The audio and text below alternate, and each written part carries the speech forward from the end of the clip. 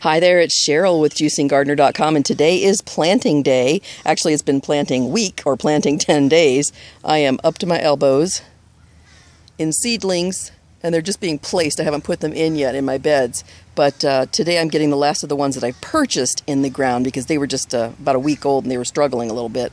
Got some peppers in, and doing a bunch of watermelons right now. So this is how to grow watermelons in containers.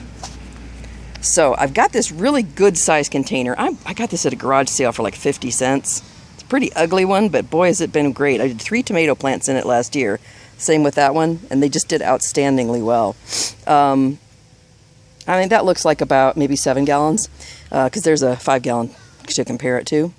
So I'm putting in purchased seedlings of watermelons because I have not been able to get my watermelons to grow from seed yet. Actually, I have some cantaloupes for the first time this year, but I haven't gotten any watermelons. So I thought I'd show you how I put them in. I have a specific strategy. And if you're growing in containers, you can do one of two things. You can let them grow out and along the ground, right? They're going to vine. Or you can grow them up. And I'm going to grow them up this fence right here. You can see it's about 5 feet. Okay. And another thing you could do is also put a wire cage around it, a really good tall one, 5 feet tall, and then the vines could go up the cage. I may try one like that, but for these down here, the ones I'm going to show you today, I've got 2, 4, 5 plants in, they're going to grow up the fence.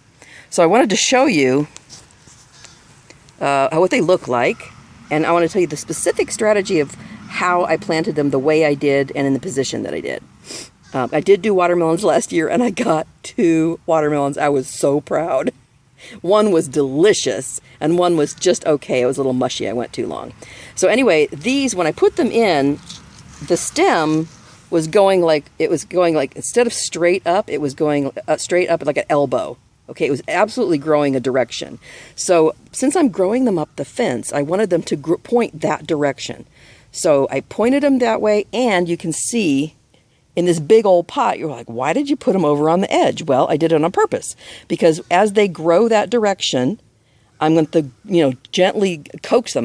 They're not going to sit where they are now. I'm going to move that bucket right there, move that bucket, and I'm going to snug these watermelons right over to the fence.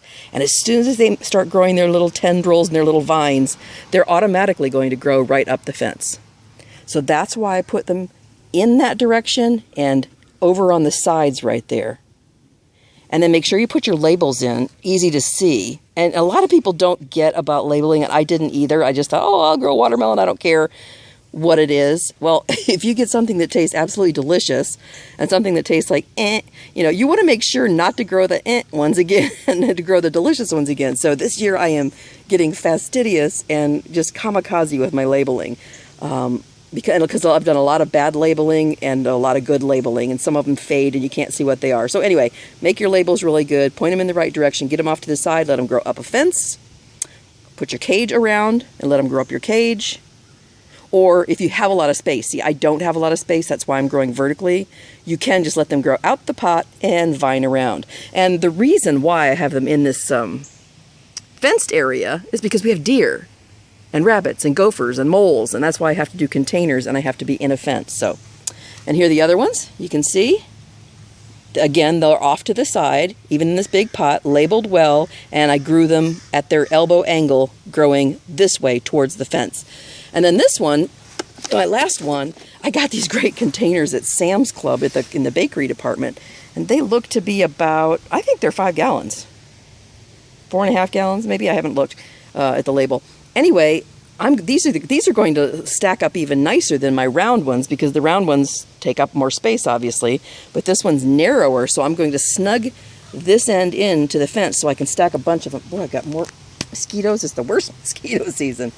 I'm going to line these all up because I've got about 14 more of them with the plants so I can sit them right next to each other rather than the round ones take up so much more space.